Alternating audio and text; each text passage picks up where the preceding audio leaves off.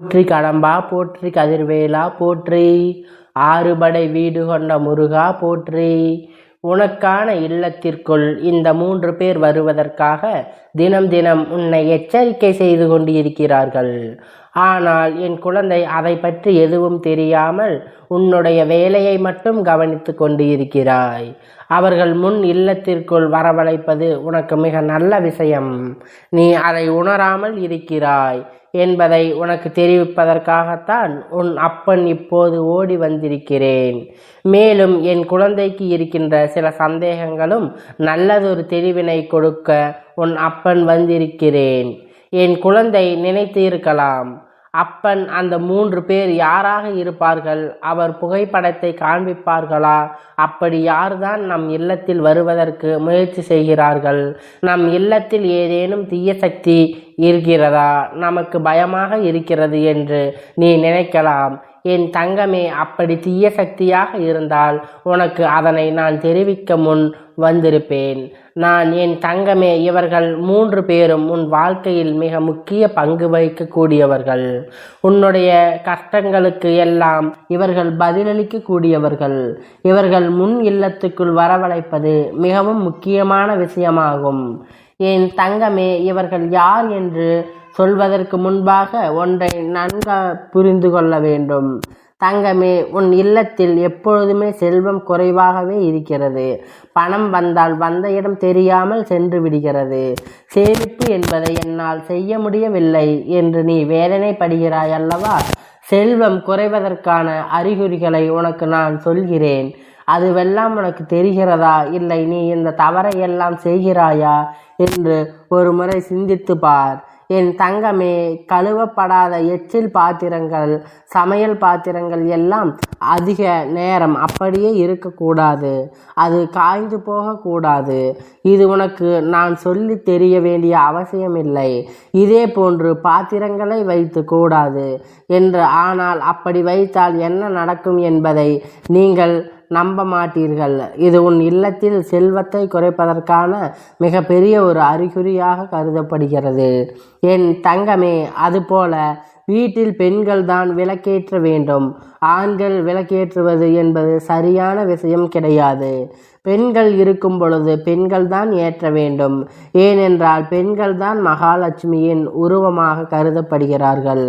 அவர்கள் நம் லட்சுமி தேவியாகத்தான் வணங்குகிறோம். மகாலட்சுமி என்றுதான் சொல்லி அழைக்கிறோம். அப்படி இது பெண் மீது பெண் தான் விளக்கேற்ற வேண்டும், வழிபட வேண்டும்.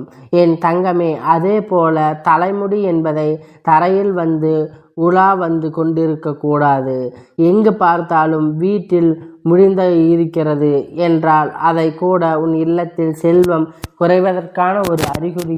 அதுபோல வீட்டில் உள்ள மூளை முடுக்குகளில் எப்பொழுதுமே ஒட்டடைகள் இருந்து கொண்டே இருப்பது. அதே போல என் தங்கமே, அதன் பிறகு சூரிய மறைவு ஏற்பட்ட பிறகு வீட்டை பெருக்குவது, துடைப்பது, அதன் பிறகு தூங்குவது, இது எல்லாம் மிக பெரிய தவறு. உன் இல்லத்துக்குள் செல்வம் சேர்வதே நீயே தடுக்க செய்கிறாய். உன் இல்லத்துக்குள் லட்சுமி தேவியானவளை நீ அழைக்காமல் விரட்டி விடுகிறாய். இது போன்ற செயல்கள், இது போன்ற அறிகுறிகள் எல்லாம் உன் இல்லத்தில் தென்படுகிறது என்றால் நீயே ஏதோ மிக பெரிய பண கஷ்டத்தை சந்திக்கப் போகிறாய் என்று அர்த்தம். அதுபோல பூஜை பாத்திரங்களில் எல்லாம் பச்சை போன்ற வண்ணம் படிந்து விடுவது. என் தங்கமே, எப்பொழுதுமே வீட்டில் ஏதோ ஒரு துர்ப்பலையோடு இருந்து கொண்டிருப்பதும் இந்த நாள் கண்டுபிடிக்கவே முடியாது. அந்த அளவிற்கு ஏதாவது ஒரு வாடை இருந்து கொண்டே இருக்கும். அதே போல அழுக்கு துணிகளை சேர்த்து வைப்பது, இவையெல்லாம் நீ மட்டும்தான் உனக்கு புரிகிறது. லட்சுமி தேவியானவள் உன் இல்லத்துக்குள் வந்து தங்கி இருக்க வேண்டுமானால் இது போன்ற செயல்களை எல்லாம் செய்யக்கூடாது. வீட்டினுடைய பெண் மகாலட்சுமியாக சென்று விளக்கினை ஏற்ற வேண்டும். கழுவப்படாத பாத்திரங்களை போட்டு இருந்தால் அதை பார்க்கும் பொழுது நம் தாயானவளுக்கு அவளை அவமதிப்பதாக போல தோன்றும். தன் விளக்கேற்றும் நேரத்தில் நம் இல்லத்தில் வர நினைக்க எல்லா தெய்வங்களும் நேரமே இது போன்ற செயல்களை ஒருபோதும் செய்யக்கூடாது என்பதை நீ நினைவில் வைத்துக்கொள். இதனை எப்பொழுதும் இந்த அப்பன் கருதுவதாக நீ மனதார நம்பி என் தங்கமே ஒட்டடைகளை வீட்டில் சேர விடாமல் நீ பார்த்து கொள்ள வேண்டும். செல்வம் பெருக வேண்டும், நல்ல விஷயங்கள் வாய்ப்புகளை பெற வேண்டும் என்று நினைக்கின்ற நீ எப்பொழுதுமே சோர்வடையாமல் மொத்தமாக வைத்து கொள்ள பழகும். உன்னுடைய இல்லத்தில் எப்பொழுதும் செல்வம் என்ற ஒன்றிற்கு குறைவில்லாமல் எப்பொழுதும் நீ நன்றாக புரிந்து கொள்ள வேண்டும். நான் சொன்ன 3 பேரின் ஒருவர்தான் நம் லட்சுமி தேவியாவார். அவர் உன் இல்லத்துக்குள் வர முயன்றாள். ஆனால் நீ இது போன்ற சிறு சிறு தவறுகளை செய்து அவரை வரவிடாமல் தடுத்து நிறுத்துகிறாய். இன்னும் 2 பேர் யார் என்று சொல்வதை, அவரை எந்த நேரத்தில் நீ எப்படி அழைக்க வேண்டும் என்று உன் அப்பன் சொல்கிறேன். என் தங்கமே, அதிகாலையில் 4 மணி முதல் 5 மணி வரை உள்ள நேரத்தை எப்பொழுதுமே பிரம்ம முகூர்த்தம் என்று கூறுவார்கள். அப்போது நீ உன்னுடைய படுக்கையை விட்டு விழித்து எழுந்திருக்க வேண்டும். முதலில் உனக்கு அப்படி எழுந்திருக்கும் போது சற்று சிரமமாகத்தான் இருக்கும். அதிகாலையில் எழுந்திருக்க வேண்டுமா என்று உனக்கு கஷ்டமாகத்தான் இருக்கும். ஆனால் நீ ஒரு முறை அப்படி எழுந்திருக்க பழகிவிட்டால் அது உனக்கு பழக்கமாக மாறிவிடும். நிச்சயமாக அந்த நேரத்தில் உனக்கு இந்த அப்பன் என்ன சொல்வதற்கு காரணம் இருக்கிறது. ஏன் உனக்கு நீண்ட ஆயுள் கொடுக்கும், உடலுக்கு நல்ல ஆரோக்கியத்தை கொடுக்கும். அப்பொழுது நீ விழித்திருந்து நீ மனதார உன்னுடைய சோர்வுகளை, உன்னுடைய தேவர்களை வரவழைக்க வேண்டும். ஏனென்றால் அவர்கள் உன் இல்லத்தை நோக்கி இந்த பிரம்ம முகூர்த்த நேரத்தில் தான் வந்து கொண்டிருப்பார்கள். நீ அந்த சமயத்தில் வீட்டில் கதவை எல்லாம் அடைத்து போட்டுவிட்டு தூங்கி கொண்டு இருந்தால் அவர்கள் எப்படி உன்னை இல்லத்திற்கு வந்து உனக்கு நல்ல விஷயத்தை எல்லாம் செய்ய முடியும்? எனக்கு நல்ல விஷயம் நடக்கவில்லை, கஷ்டங்கள் மட்டும் இருக்கிறது என்று அழுது புலவுகிறாய். என் குழந்தை, இது போன்ற சில விஷயங்களை எல்லாம் நீ நிச்சயமாக கவனமாக செலுத்த வேண்டும்.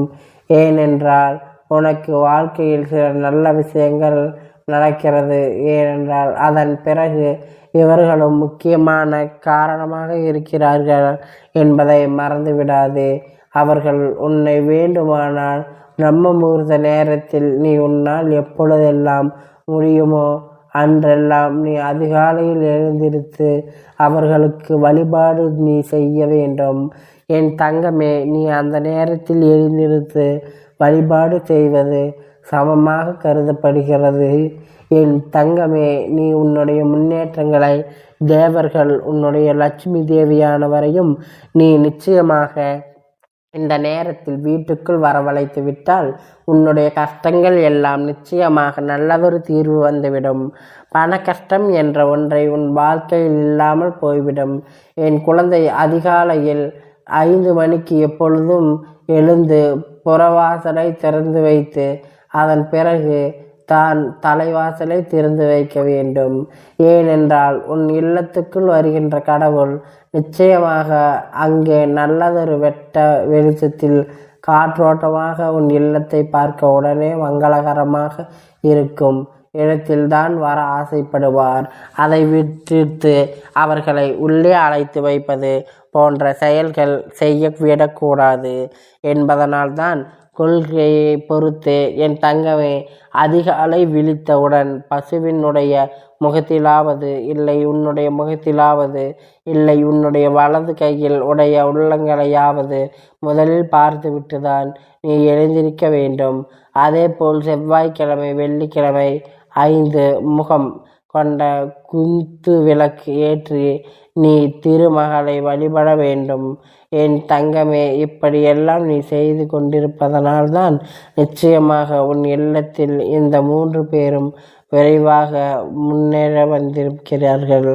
இவர்கள் எப்பொழுதும் உனக்கு தெரியும். தேவர்கள் எல்லாம் எப்படி இருப்பார்கள் என்பதை நீ நிச்சயமாக கற்பனையில் தெரிந்து வைத்திருப்பாய்.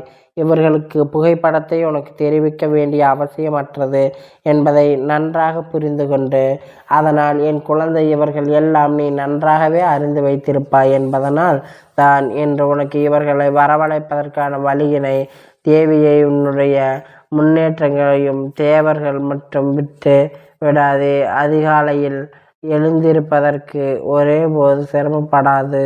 சில காலம் செய்த பார்த்த நிச்சய பிரச்சனையெல்லாம் உன்னுடைய வாழ்க்கையில் நல்ல நல்ல முன்னேற்றத்தை ஏற்படுத்தி நல்ல குழந்தை பாக்கியம் இது என்னுடைய ஆசீர்வாதம் என்றென்றைக்கும் உனக்கு உண்டு. கந்தா போற்றி, கடம்பா போற்றி, கதிர்வேலா போற்றி.